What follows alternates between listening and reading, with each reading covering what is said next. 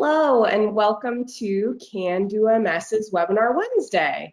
My name is Krista Sipp. I am a programs manager here at Can Do MS, and I will be your moderator this evening. So during the month of March, we're actually going to be focusing on the topic of fatigue. And tonight we'll be diving into how to get more energy and keep it up. Along with me, I have occupational therapist Stephanie Nolan and physical therapist Kathy San Martino. Thank you for joining us tonight, ladies. Hi, I'm Kathy San Martino. I'm a physical therapist in Southern California at Casa Colina Centers for Healthcare, and I'm happy to be here tonight. Thank you. And I'm Stephanie Nolan. I'm an occupational therapist. I am just outside of Denver, Colorado. I'm currently practicing in pediatrics, but I still keep my heart here and Can Do MS and helping everybody out that we can. So let's get started. We're going to talk about fatigue today. We want to identify all the factors contributing to fatigue, and those can be physical, they can be emotional, and they can also be cognitive. And sometimes people don't realize those little things. We also want to recognize the signs of fatigue. How do we know if you're fatigued? And we want to learn some techniques to help manage it. How can we get through the fatigue? So fatigue is an invisible symptom, we call it, because you can't really see it. You don't see the wheelchair exactly as fatigue, or you might not see a bandage or some kind of outside sign that someone has fatigue. But we do hear a lot of different expressions of fatigue, and that might be we're overwhelmed, or we might notice somebody's hands aren't working as well. They might feel like they're trudging through snow. Some people say they've hit a wall or feel unplugged. There's so many different variations of fatigue, and everyone kind of expresses it a little differently.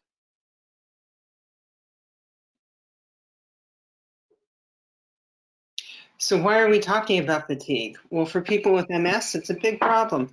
So 75% to 95% of people with MS report fatigue, with 50 to 60% stating it's one of their worst symptoms. It's also known to be one of the major reasons people have to leave their jobs, and it's also recognized as an actual disability from the Social Security Administration. So there's two different types of fatigue. There's primary fatigue, and then there's secondary fatigue. And we're going to go over both of those. And we put a little kind of comic strip in here just so you kind of can relate maybe to this, but you don't know what fatigue is like until you've had to rest after taking a shower. And I hear that more than people would imagine. So primary fatigue is the fatigue specific to MS, okay? This is not the fatigue that, your teenage kid gets. This is an over-response of the immune system, and it causes a flu-like symptom or fatigue. And it's because of the demyelination of the nerves. So the nerves are trying to conduct a message. It's trying to send that message. But because that jelly substance on the outside is broken down, it's a little harder to send that message, which is causing fatigue. It doesn't always associate with how much activity you've had. You could have had a really great day and slept well and done everything right and still wake up with this type of fatigue. This is primary MS fatigue, or it's also called lassitude. So secondary fatigue contributing factors, these are some of the things we're going to be talking about and how to manage them. So that's the fatigue that's caused from issues related to MS or other issues that are going on in your body. So poor temperature regulation, exertion, even if it's mental, cognitive, and of course sleep disruption, some medications or issues, physical overexertion, comorbidities, other illnesses, diet issues, and we'll go over a lot of those. So the big question is, how do you know if you have fatigue? And some people don't even realize they have fatigue until they've totally used every ounce they have and they crashed. And that's what they think fatigue is. So in here, we bring up some of the smaller signs so we can start being more aware, because the more aware you are of that fatigue, the better you can manage it. So some of the things you might notice are weakness, something like foot drop or difficulty holding a mug or something. Slowed movements, having a harder time typing. Decreased coordination also could show up as hard time typing or hard time writing. Changes in your balance or vision. Pain can be a sign of fatigue. Muscle tightness or spasticity. Difficulty speaking. Increased errors. Cognitive changes. So some people might have a harder time thinking of words or solving problems. Emotional changes. Some people might be more stressed or on edge or reactive. And just generally feeling tired, which is the most common one people do recognize.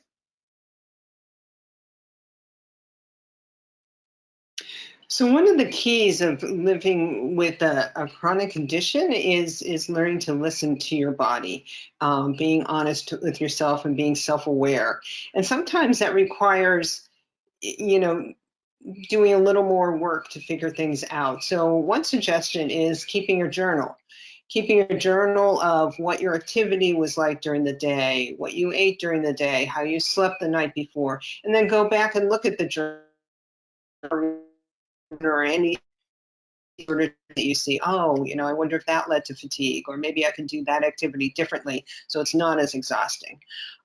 Sometimes you have to set reminders to do self-check-ins. We get caught up in our day, and so sometimes you have to set your alarm to just stop and think, how am I doing? Am I overdoing it? Do I need to just stop and take a rest for a minute? And then looking for some of those early warning signs of fatigue and listening to them. And, hopefully you have those friends or family that you can listen to who can point out little things that they've noticed too that might be your sign of fatigue. And of course, listen to your body. It's really telling you more than you think. So support partners, they're a big part of dealing with things, dealing with this MS thing. So how can they help you? Well, for one thing, they can look at warning signs. They can look at you objectively and say, I notice you're dragging your foot. Does that mean you're a little tired? Do we have to stop and rest? And hopefully you have that one person who can communicate things and you can listen to them without being upset or taking it wrong.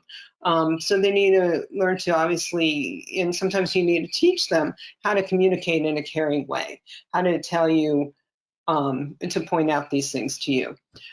They can offer support. Sometimes they can offer creative solutions. And of course, avoiding judgment, because, ultimately it's up to you to decide when you need to take a rest and how to manage these things. So a support partner, of course, can be anyone. It can be a coworker, it can be a friend, family, spouse, anyone. So now that we have a sense of what fatigue looks like, what it feels like, what do we do about it? So think about fatigue as a financial budget. When it's gone, right? So you have to think about, when you wake up in the morning, what does your budget look like for the day? And how do you need to spend it? What things do you have on your agenda that day? And do you need to take rests and save and put into the budget during the day? So this is one of my favorite analogies to help people understand fatigue a little bit in relation to MS. Imagine MS gave you $1 a day, and every penny is some kind of activity or level of energy you were using for an activity. So each of those pennies count for something. So for example, taking a shower could be 10 pennies for one person, 50 pennies for another person. So this is very personalized.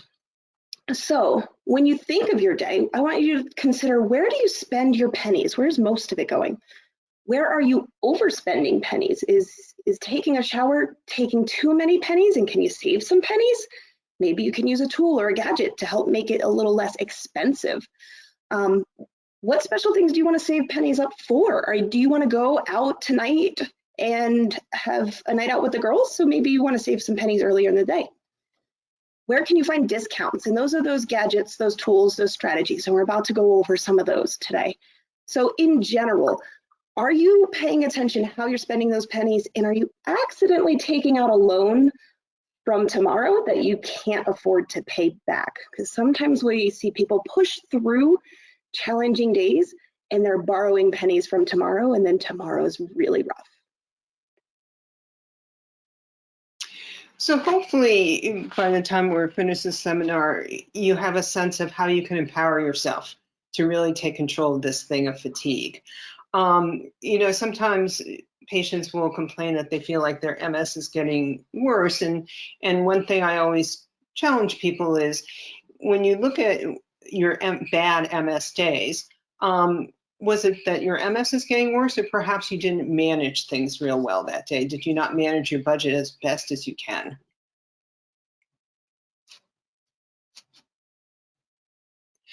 So budgeting strategies. So if you look at these jars, the idea is that there's only so much room in the jar. So there's only so much in your budget for the day. And if you look at underneath is you need to organize the rocks in your jar. So sometimes it's a matter of picking and choosing what goes in your jar for the day. Sometimes it's a matter of deciding how you do a task, sit down to do some cooking, or maybe take your scooter to go out with a friend, so that you can kind of reorganize how much money, how much you're putting in that jar for that activity. So some strategies are: be flexible. Things don't always go as planned. They never did, they won't now. So always try to have a plan B. So, and also it's okay to say no. It's always been okay to say no, and now it's still okay to say no. Good friends will want to hear, I just can't today. Is that okay? And also evaluate your standards. Are you a type A personality, and do you need to take some cues from your friends who are a little more chill? And evaluating priorities. So not only just evaluating your priorities for that day, but for that week, for your life, because you really want a balanced life, right? You want to consider family, health, exercise, spirituality, work, and leisure. So evaluating where you want to spend your pennies that day and where you need to save them. So all this put together into banking. Now we're going to figure out how can you bank some of that energies. So we're talking about budgeting, but now we're talking about how to save that energy, how to save those pennies.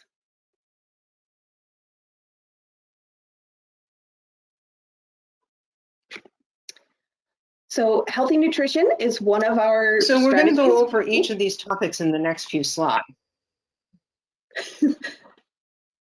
Still there, Kathy? Okay. So we're going to go over these in the next few slides. We're going to talk about healthy nutrition and how to manage that and how that incorporates into your strategies, medication management, adaptive equipment, stress management, effective communication, temperature regulation, exercise, cognition, and sleep.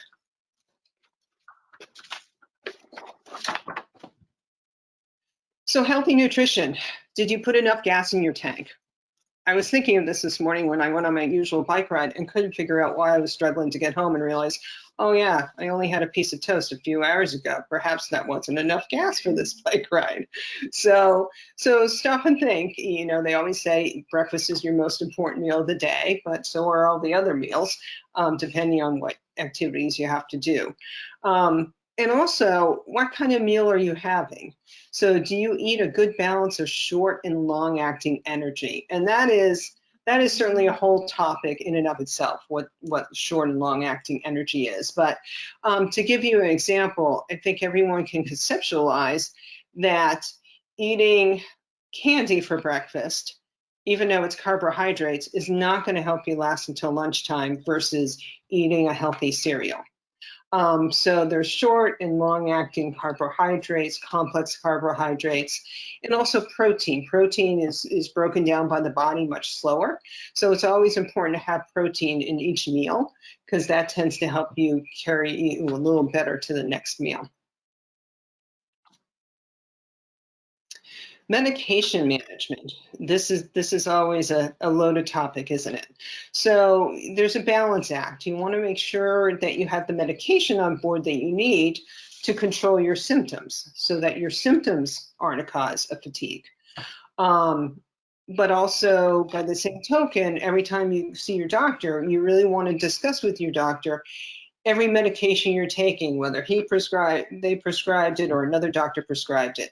They need to know all the medications you're taking, all the over-the-counter medications you're taking, and the recreational medications you're taking, because they all contribute to how you're feeling that day. Certainly some medications have side effects of fatigue. And if that's the case, then you have to, ask, are you at the right dose? Changing doses help, or sometimes just changing time of medication can help too. So make sure every time you see your doctor, you go over your list. And also there are some medications out there that can help with fatigue.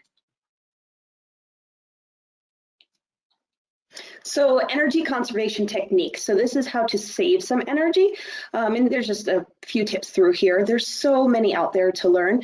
And if you have a chance to see an occupational therapist or a physical therapist, those are the two people who are going to have the most full ideas of great things that you can use for energy conservation techniques. But just a few to start with is proper posture and body mechanics.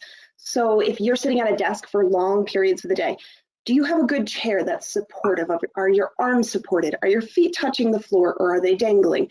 So those kind of things can actually consume more energy if you're not in a good position, resulting in more fatigue.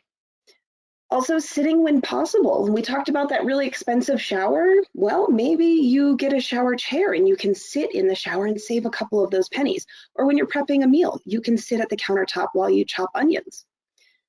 You might also have orthotics or mobility devices that you've been provided by a physical or occupational therapist. If you do, those things might also help you be able to save some energy, because sometimes they do a little bit of the work for you to help compensate. Organize your home or your workspace. So if you are constantly getting up to go pick up papers printed from a printer, can you move the printer right next to your computer so that instead of getting up and down 15 times to get those printed documents, you can just reach over and grab them? Or in your home, I'm a culprit of one of those people that is pretty bad about remembering where I put my keys last. So before I leave the house, I spend an extra 5 minutes looking for my keys. So my husband insisted on a nice, cute little basket we put by the front door, and now my keys go in there all the time, and I save a lot of energy and time not looking for those keys. And then you don't always know what fatigue is sometimes, or you don't always know how fatigued you are until you stop doing something sometimes. So just keep in mind, if you might say, wow, my fatigue's so much better now that I don't have to do X, Y, Z. Now that I'm sitting in the shower, my fatigue is so much better. So here's some adaptive equipment. Now there's a lot of information on this slide. I don't want to go too crazy into it. I put a lot in there just so that you guys can all reference back to some of these ideas. My key takeaway here, though, is if you are finding that one activity is challenging for you, that might be cooking, let's just say cooking, we're going to encourage you to search for things like adaptive equipment for cooking or adapted cooking. The internet is a wonderful place to find great things and tools and gadgets, and this is how you can find it. I can tell you a million different things, but learning how to find it yourself is important. So if you're having trouble with managing your clothing, adapted equipment for clothing, those are different terms you can use. So there's adaptive clothing out there with things like magnetic button-down shirts. If you work in an office and you dress nice, that's a simple solution. It saves you energy not having to button. There's bathroom equipment. Just like we said, the shower chairs are a great strategy for conserving energy. There are kitchen tools like rocker knives that make cutting a little bit easier. Things for chores, rolling carts are great, or rolling baskets to put supplies on or in, and they take a little of the work off of your body and just allow it to roll. And we invented the wheel for a reason, right? So let's make things easier if we can. Different things in the yard. If you have the opportunity to get a self-propelled lawnmower instead of a push mower that requires all your force, there's some energy saved again. And then just miscellaneous things. Reachers, long-handled reachers. Dicem is like a rubbery, grippy material to help open jars and keep things stable. And also don't forget there's things we use every day that count as like an adaptive equipment. So that's things like using our Echo or Alexa or Siri, and hopefully I didn't turn anybody on for anybody. But those are all tools too to help us remember things and compensate for some cognitive changes also. So another big part of saving energy is managing your stress. It's okay to say no. Kathy just said this. It's okay to say no. And that's hard for many people, but there are times when we have to say no. in that sense, also, it's okay to ask for help. And when you need help, you can tell people, and often people want to help you. Setting boundaries can be difficult, but it's something that I think almost everybody could really work on. Plan leisure activities. You gotta do things you love. We can't spend all day just doing the boring stuff and going to the grind and grinding the wheel and just going. So have fun, do enjoyable things. Communicate with others so that they can understand what you're going through as best you can. Spread out your to-do lists. Don't try and slam everything into one part of the day. And avoid being the perfectionist. And Kathy had mentioned earlier, if you're type A, you might want to just pay attention to some of your friends who are not type A and try and learn a little bit from them and see if you can change that. So effective communication is very important. Effective communication with yourself and others. So like I said before, one of the keys to dealing with a chronic condition is to be honest with yourself and also look at it as empowering yourself to manage it. So being honest with yourself and others. I think, you know, friends feel like they're a good friend if you could say to them, you know, I woke up without a good energy budget. I didn't sleep well. Can I take a rain check? Also negotiate. So, you know, maybe you have a friend who wants to go shopping, then go for lunch afterwards, you know, negotiate with them, you know, and say, I just don't have the energy to go shopping, but can I meet you for lunch? That I would really like. And don't wait for a crisis. How many of us just push and push and push because we feel there are all these things we have to do, and then we have a total meltdown. So, you know, no one's happy in that situation. So don't wait for a crisis, and again, empower yourself to manage this thing of fatigue from the get-go. And discuss situations in advance whenever possible. So, you know, try to always come up with plan Bs, like, oh, I would love to do that. I'd love to go biking and go out for a drink afterwards. But if it's a bad day, is it okay if we just, you know, meet somewhere for lunch or something? So always try to come up with a plan B in advance so that your friends get to understand, oh, okay, well, it's not me. It's just, you know, you have challenges that we can work around. And Kathy, between these two slides together, the stress management and the effective communication, those will hit home really well in our upcoming they did hit home well in our previous webinar, Managing Stress, and that was from November last year. So if you guys want more resources on that, feel free to look into that webinar. Okay, so heat management. There are estimates about 80% of people with MS struggle with heat tolerance or heat intolerance. So this is a really important topic to talk about. A lot of people don't realize how much heat can affect the function of our bodies. So we talked earlier about how that nerve doesn't connect that message from one side to the other very easily because of the myelin being affected. Well, in addition to that, when we become hot, those nerves then slow down even more. So if you take a really hot shower, you might realize after that shower that your body is just very, very sluggish. So heat does slow down the messages that our nerves are trying to send. So when that message goes from your brain to your hand, it might take a long time to get there, and it might not even make it there for you. So some ways to manage your heat tolerance would be pay attention when you're doing outdoor activities. The middle of the day is usually the hottest point of the day. You might want to try and say, I'm going to go for my daily walk with the dog early in the morning or after sunset because it's cooler. Use cooling equipment. There are many different pieces of equipment out there. There's hats, there's scarves, there's cooling bras, there's wicking clothing, all kinds of stuff to help keep you cool. One that I really, really like is a cooling vest, and it's by the company Thermapparel. And they make a nice slim vest that's easy to cover up. You don't really notice it under your clothes, and it's very lightweight. Some of the older ones were bulky, and then people didn't really use them very often because they were so bulky. So the streamlined ones are actually very nice. Staying hydrated.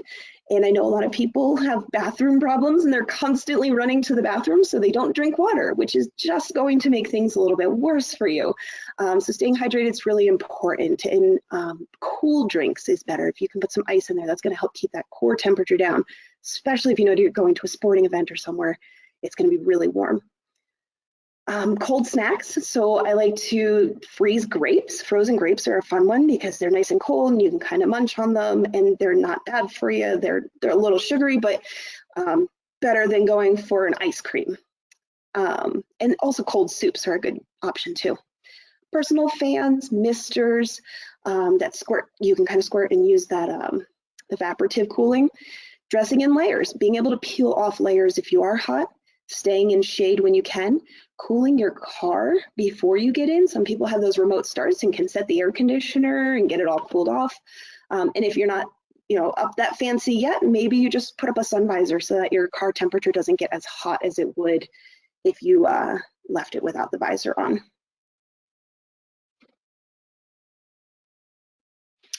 So exercise for energy. Some people might look at that as possibly being an oxymoron, but it truly isn't. And there have been many webinars done on exercise that you can look through. But one thing to consider too when it comes to exercise, it's part of your energy budget for the day. So you may have to pick and choose what exercises you do on any particular day, or if it's in your budget for that particular day. Things to think about too before I get into this list is I always tell patients a good home exercise program should be comprehensive and include strengthening exercises, as well as flexibility exercises, balance exercises, and cardio or aerobic exercise. So some of the things we know exercise can do for you, it can reverse some strength loss. Now, some of the strength loss is because of your muscles were damaged from the MS, and that may not be reversible, but a good part of your strength loss may be because you haven't targeted those muscles in exercise yet. So it's always worth exploring how much you can reverse some of your strength loss through exercise. Exercise has been found to increase endurance, improve your quality of sleep, and decrease spasticity. That's especially the stretching exercises and strengthening exercises. It can decrease depression, anxiety, and stress. It can improve your balance and general mobility and help manage your pain.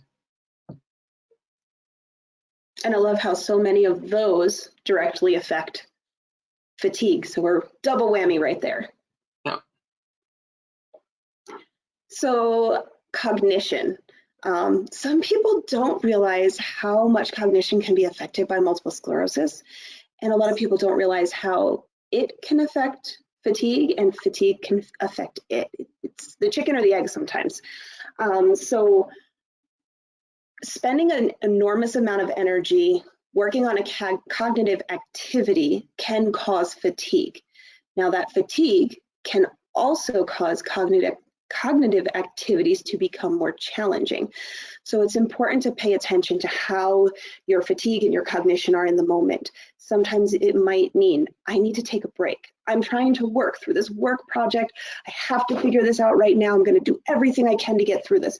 But if you're already fatigued, it's going to use 10 times the amount of energy just to solve that one problem versus if you take a short break and then come back to that cognitive demand. And then you might be able to think more clearly. You might be able to focus a little bit better.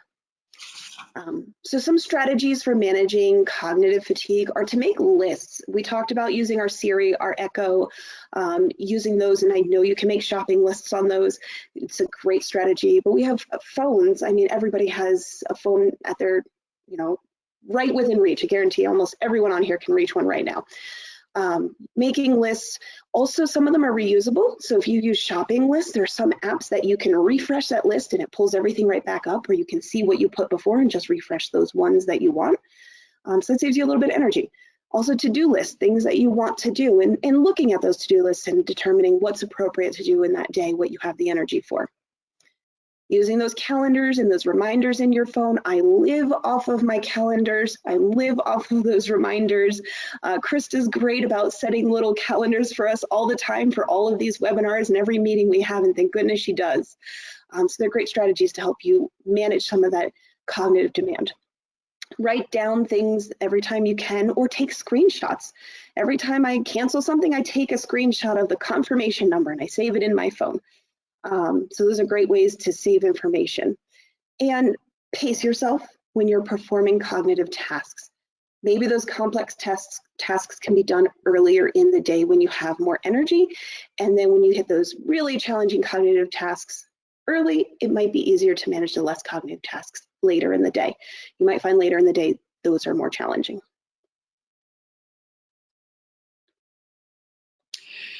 Sleep. Sleep, of course, is a big issue to avoid fatigue. And sleep is particularly important because actually that's the time that the body and the nervous system take time to rest, recover, and repair from the day. So it's really important that you take time in your schedule to get a good full night's sleep. And sometimes you also have to be aware of your environment when you sleep, so you get a thorough night's sleep. You know, do you have a dark environment, a quiet environment? And do you take the time to prepare your body for going to bed? Have some rituals that your body sees, oh, she's going to bed soon, she's winding down.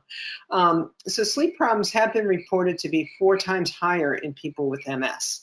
And some of the more common ones are sleep apnea, insomnia, restless leg syndrome, nocturia, meaning going to the bathroom at night, spasms, and pain. So these are things to talk to your doctor about. You know, there's not things that you can to avoid, but you need to address them. So there are medications you can sometimes take for some of these issues, or techniques that you can sometimes use, such as, you know, spasms and pain. Might be a good trip to a therapist to talk about either stretching or positioning to avoid those issues at night. So we've talked about all those different categories that affect our fatigue. Now we're going to go into a little bit about the 4 Ps. So this is kind of how we break down what to do with those areas now. So the first of the 4 Ps we're going to talk about is prioritizing. So how do we prioritize what we need to do and what we want to do? We need a balance, right? We can't only do the work stuff. We can't always do the boring stuff. We do have to put some of our wants in there. But what things can wait for another day? If you are the type of person who likes to vacuum their house every single day, kudos to you. I am not in that club, but maybe vacuuming the house every day isn't quite necessary, maybe every other day, because is it a priority? So kind of figuring out what's priority for you and what you can tolerate changes in. The next one is going to be pacing. So pacing your day. Are you the type of person that tries to do everything you can and you go, go, go and push, push, push until you crash? I know several people who they hit 1 o'clock in the afternoon and it is bedtime for the night because they have done the laundry, they prepped dinner, they brought the kids to school, they walked the dog, and they did 10,000 other things, and now they've used every penny that they had left in that bank. Did you pace yourself and do heavy duty activities? Maybe taking the dog for a walk is a lot of energy consumption, and then you come back to the house and you take a 10-minute break on the couch and rest your body so that you can recover a little bit. And I like to have people picture it as a scale of 0 to 10, and here's the lowest. My energy is my fatigue is great. I'm not tired at all. I feel great. 10 is I am tired, and I'm going to crash. There's nothing else I can do. Well, if you find yourself getting up in those higher numbers, try considering how you can pace your day to bring those numbers down. So if you're already at a 7, take a break, take a 15-minute nap, whatever you have to do to relax, and see if you can bring yourself down to a 5 for the next activity. And then also there's planning. So this kind of goes with pacing, but planning ahead. If you know that you have a neuro appointment next Tuesday, but you also have physical therapy in the morning, then occupational therapy, and then you're gonna go grocery shopping, and then 5 other things, you weren't planning your energy very well. So considering, okay, I'm going to a neuro appointment, it's my annual appointment, it's the big one, it's gonna be a lot of time, I need to get there early, I'm gonna take it easy the night before and that morning so I can conserve some of those energies. So, or some of those pennies. So planning ahead will help you be prepared for more things. And I know Kathy did mention we need to be flexible, right? There always needs to be a plan B. We can't always expect things to be exactly one way, but the more we plan ahead, the more we can see and anticipate those challenges also. And then lastly, positioning. So we've already talked a little bit about body mechanics and position. Are you sitting when you can to save some energy? Are you using gadgets to help you? Are you using the food processor to chop the onions instead of chopping them by hand? Do you use a pressure cooker or a slow cooker to help cook your food so you don't have to stand at a hot stove all day and burn all that energy standing? So kind of learning what gadgets and tools are out there to help you is also going to help you save some of those pennies.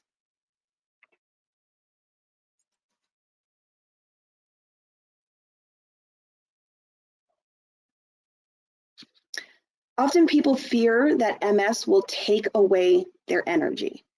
And we are here to tell you today that we're giving you tips and tools to help you take that power back. We don't want you to feel like MS is in control of your energy at all times. There are days where it will be challenging, but now you know some of the strategies and you know some of those tools to take back your energy when you can.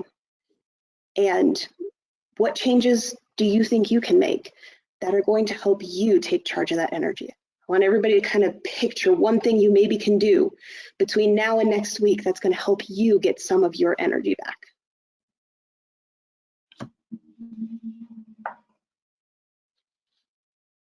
Awesome. Thank you so much, ladies. So we finished a couple minutes early, which means we have more time for questions and answers, which is awesome. As a reminder, we're going to ask everyone to complete a survey at the end of the webinar, which will pop up at the very end. So hang out with us. We're going to answer some questions first. So I saw in the chat, a lot of people are loving this pennies analogy. It's definitely hit home for a lot of folks. One of the questions that we had, so checking in with yourself, like we said earlier, is there a good time frame for doing that? Do you have a suggestion of how often or frequently maybe you should check in with yourself when you're struggling with fatigue? That's a good question. That might be where your journal comes in handy. If you see that you're always crashing a certain time of day, say, hey, let me check in with myself 2 times before that happens to see where I'm at.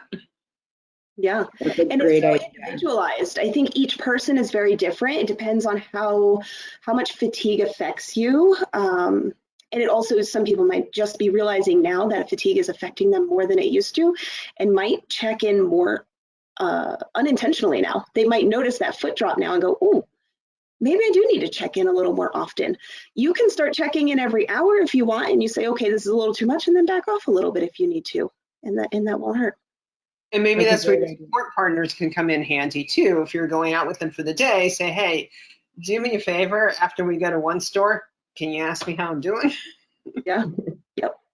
Or point out things like, if you notice my speech is changing, will you let me know? Because maybe I don't notice it. Right. Great call. So kind of looking for maybe consistencies too in your schedule. If you're getting tired at a certain time every day, maybe trying to keep track of that too could be helpful. I love that. So to jump into a few more of these questions, one of the questions we got, how can I manage my time and energy to be able to shop and prepare healthy foods? Stephanie, I'll throw that one to you. I know you're passionate about making, that time in the kitchen or time shopping a little more helpful and a little easier on us. Yes. So there's tons of strategies to help in the kitchen, and we have some good webinars, and I believe, Krista, maybe you put this one on there. So there's a whole webinar just on eating healthy and saving energy while doing it. So I highly encourage you to check that out first, because that's going to give you lots of tools.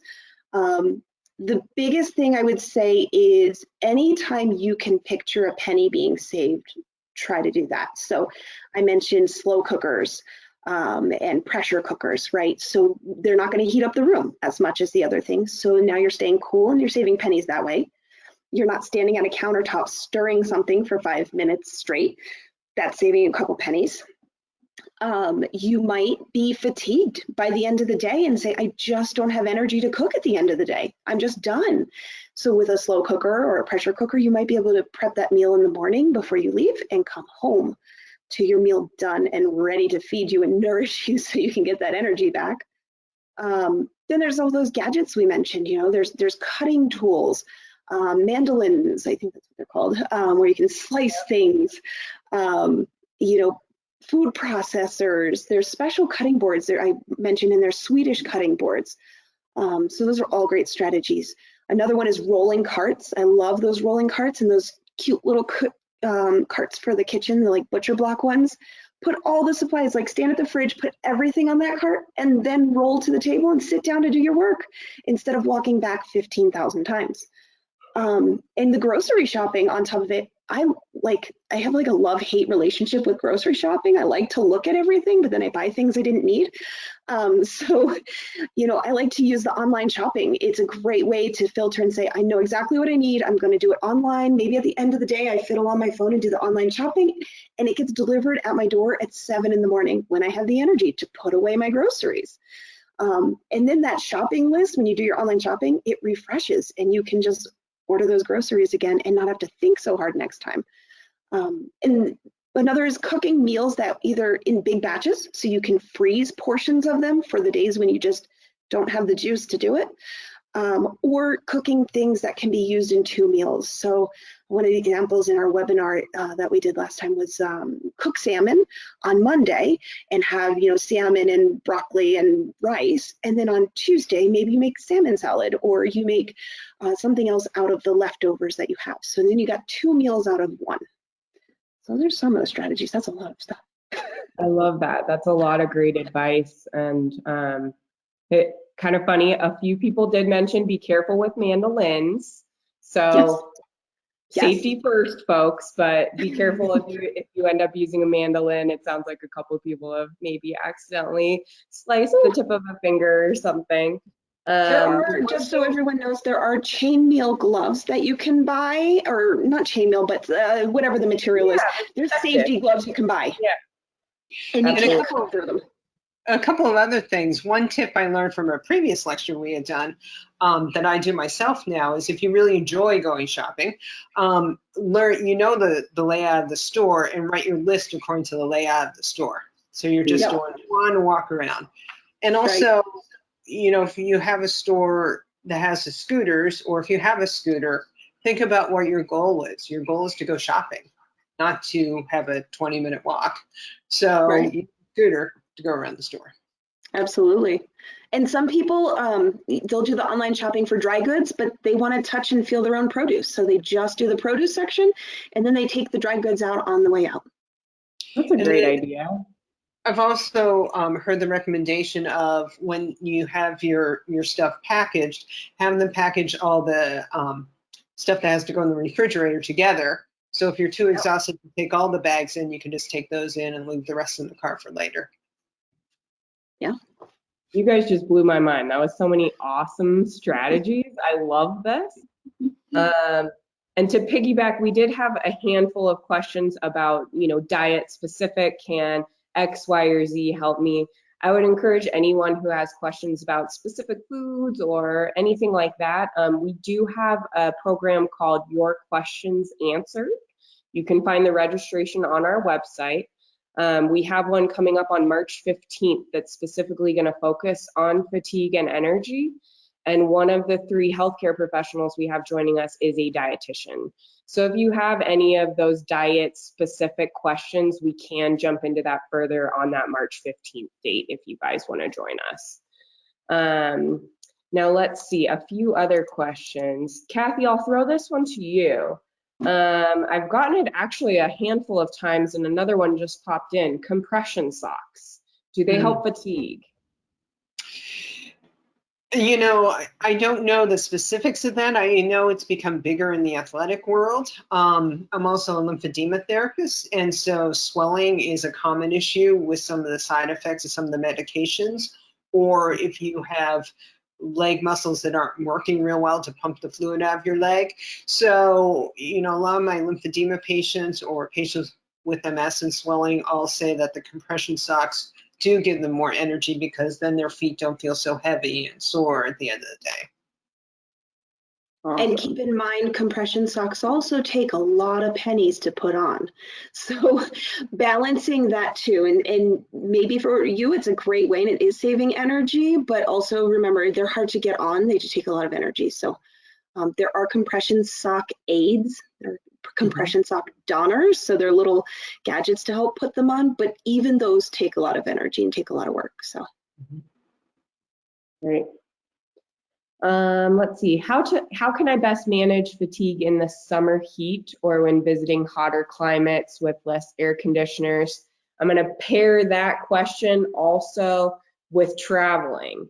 So someone suggested, I struggle dealing with fatigue when I travel, if you're traveling in a hot area especially. So I know we spoke a little bit to heat already, but maybe we could reiterate some of that and tie it into travel too.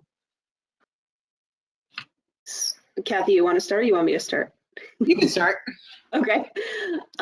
So we did talk a little bit already about heat and how to manage our heat. The biggest thing is knowing, or we talked about in the 4 Ps, like planning, right? So if you're traveling somewhere that you know is going to be hot, planning ahead. What are you packing? What type of clothing are you packing? Did you pack your biggest water bottle to bring with you wherever you go? Some personal fans, those are easy to throw into some luggage. All those little gadgets we talked about are great. When we're talking about cooling your body, it's actually really effective if we cool our body before we get hot. So if you can drop the temperature of your core a little bit before you're exposed to heat, you're going to be able to work through that heat even better.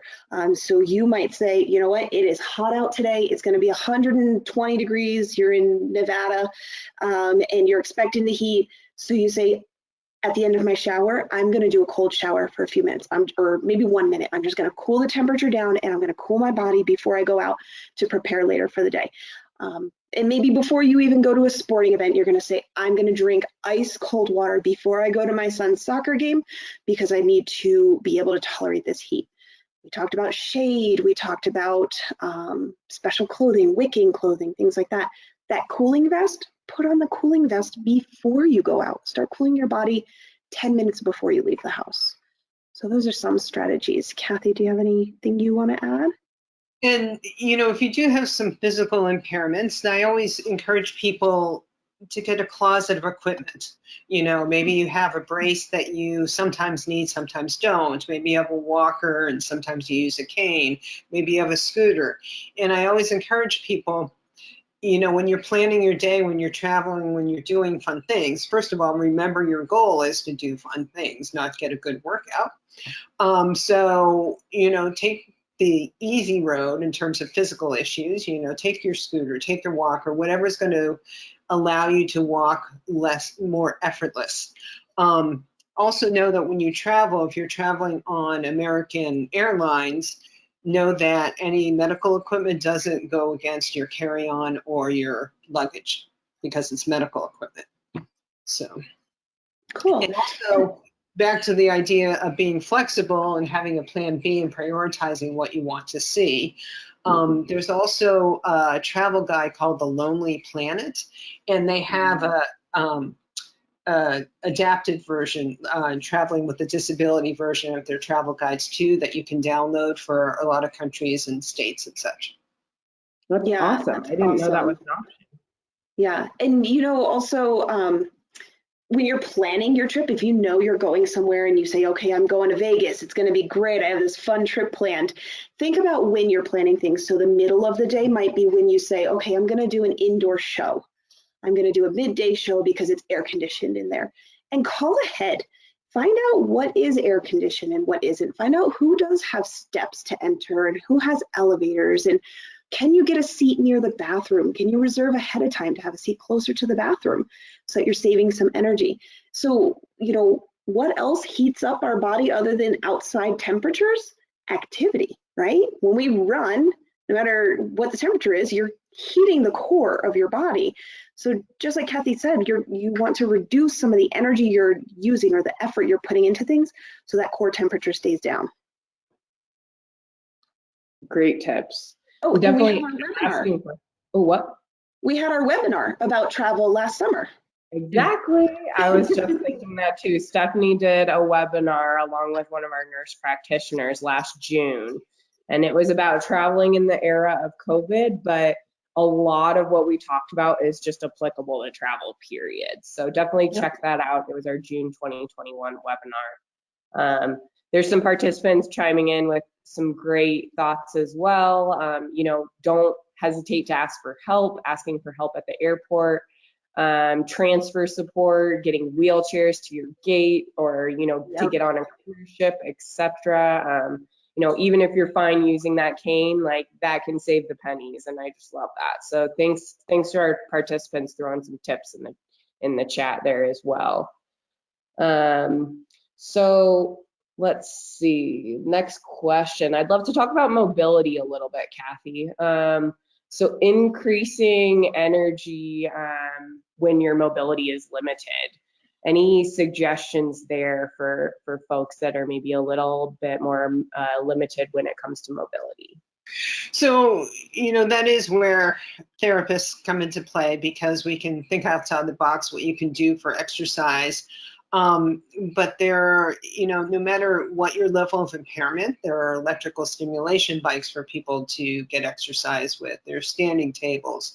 So there's aquatic therapy, which is very good. And some rehab centers like ours have a pool that's cooler for people with MS, but exercising in the pool can be very effective too, even if you have limited mobility.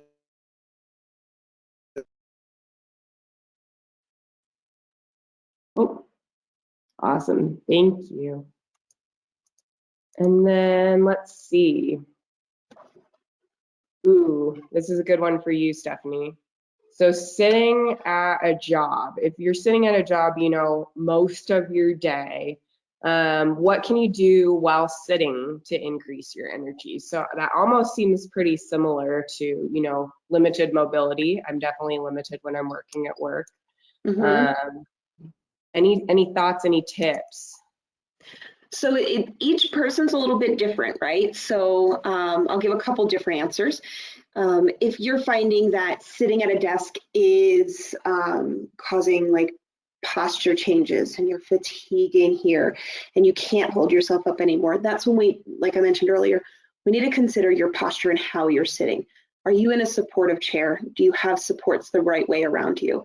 Are your feet supported?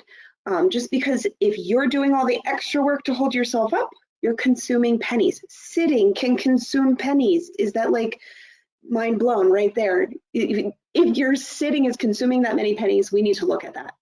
And a great person to help you with that is either your OT or your PT. They can also kind of help you tweak and figure out how to adjust it if you need to. Also the keyboard that you use.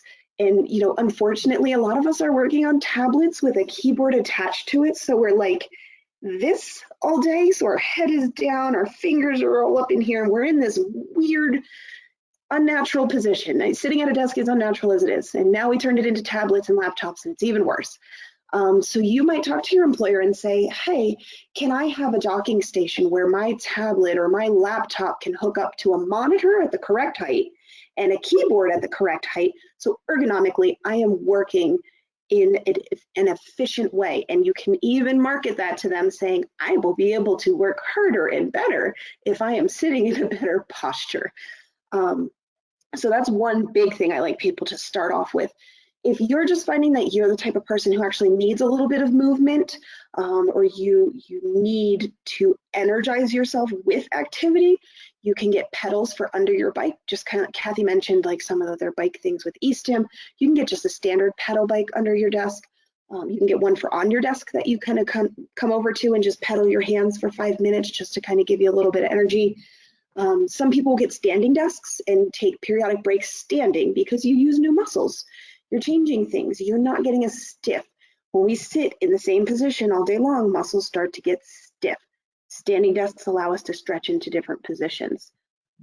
Maybe taking a walk. You might have to set timers for yourself and say, every hour I'm going to walk to the water fountain and back just so I can get movement and activity. And it sounds counterintuitive to fatigue, but like Kathy said earlier, exercise gives us energy too. And then you're hydrating at the same time. Isn't that great? So yeah, so those are some of the strategies. Staying cool at your desk is going to be important. And there's another one, a rule. So at the desk, we have a rule called the 90, 90, 90. 90 degrees at your ankle, 90 degrees at your knees, 90 degrees at your hips. Everything's at 90 degrees instead of sitting, up super high. And then we have another one that's the 20, 20, 20. Every 20 minutes, take a 20-second break and look 20 feet away. So we're taking that fatigue off of our eyes. We're looking 20 feet away to take the fatigue off of our eyes from working here. This is muscle energy to bring your eyes together all day long at a computer. They need breaks too. Also, you were talking earlier about cognition and exertion. So looking cognitively at your day, the tasks that you have to do, and do the just tough stuff that you really have to think about in the morning, and try to do more of your mindless tasks later in the day if you can. Absolutely. Awesome. Great advice. I need to implement some of those in my work. Don't we all? Right? Let's see. I'll throw this one over to Kathy again. So we have a lot of folks that do like to work out and get some exercise. So how do we keep from being exhausted due to exercise? Any suggestions there? So a couple of things. One, some people push themselves to exercise when maybe they're too fatigued to begin with. And sometimes it's hard to tell if you just have malaise because you haven't been working out, or if you're truly fatigued. So, we say, well, exercise for 10 minutes, and if you're still exhausted, probably not a good day to exercise. But in general, what I tell people when you're starting an exercise program, build yourself for success. So start really lame. If you're like, oh, I can go walking for 3 blocks, just walk for 1 block. And then I'd rather you come away from that saying that was really lame. But try that for a few days and then slowly build it up. No one's creating a goal for you but yourself, right? So be kind to yourself, and you can get where you're going. Just be conservative about it. And I think also it's some people measure their exercise in quantity, and I think it's more quality. We had one participant one time who said, I can walk 3 miles every day. She said, by the time I get home, I'm so bent over, my nose is pointing to the ground, I'm walking with my walking sticks, I can barely make it. Sometimes I don't know if I'll make it all the way home. That's too much. Because if your posture is changing because you're pushing yourself so hard, now you are training your brain and body to walk like that. So the quality is really so much more important than the quantity, because you can actually cause things to backfire if you're really finding that I'm losing control during this exercise. And give yourself credit for things like stretches. If it's a day and you can't exercise and you don't have the energy that day to put out 30 minutes of exercise, maybe it's 30 minutes of restorative activity, and that can be stretching, or that could be yoga, or that can be something more relaxing too. Right. So we are at our time. I do want to answer 2 questions really quick. We had a lot of people that wanted to hear the name of that book one more time, Kathy. Lonely Planet makes some travel guides for traveling with disabilities. So Lonely Planet. And then we had a lot of people ask about the cooling vest again. The one that Stephanie was talking about is from Therm Apparel. You can find that online. So thank you guys so much for tuning in this evening. We've got so many awesome questions. I wish we had time to answer more. If we didn't get to your question today, you can go to our website. Under the resources tab, there's a Q&A section where you can ask the Can Do team. Our team of experts can help answer questions. Even though we weren't able to answer everything live tonight, we can definitely answer those questions at a later date. So please feel free to jump on our website and submit those to us. The webinar may be over this evening, but you can stay connected in a variety of different ways: Twitter, Facebook, Instagram. Consider joining us on those as well. You can also register for our e-news on cando-ms.org. And then we have a couple more programs about fatigue this month. So don't worry, we can definitely continue this conversation throughout the month. Next week, we'll be talking about fatigue, get started with energy, everyday energy tips. I believe Stephanie is actually joining us for both of these programs, so you can jump on there and see her again. And then we'll have another Q&A forum, so an open session on March 15th where you can ask questions of our team and get those answers that you need. So please definitely join us the rest of this month. We also have a coaching series starting next week on communication on Wednesday. So again, go to cando-ms.org to check out the rest of our programs coming up. Speaking of programs coming up, next month, in the month of April, we'll be focusing on cognition. So our next webinar Wednesday will be how to improve your thinking, attention, and memory. And I know that's another great hot topic, so we hope to see you guys again next month too. And for those participating live tonight, you will see a survey pop up in just a second, so please take a moment to complete that. Your feedback is very important to us. It helps us continue to improve our program. So thank you so much. Thank you to Stephanie. Thank you to Kathy. We really appreciate you guys being here and sharing all your knowledge and answering our questions this evening. And most importantly, I want to thank all of our participants this evening. Thanks for tuning in to join us. Have a great month, and we'll see you soon. Bye. Thanks, everybody. Thanks.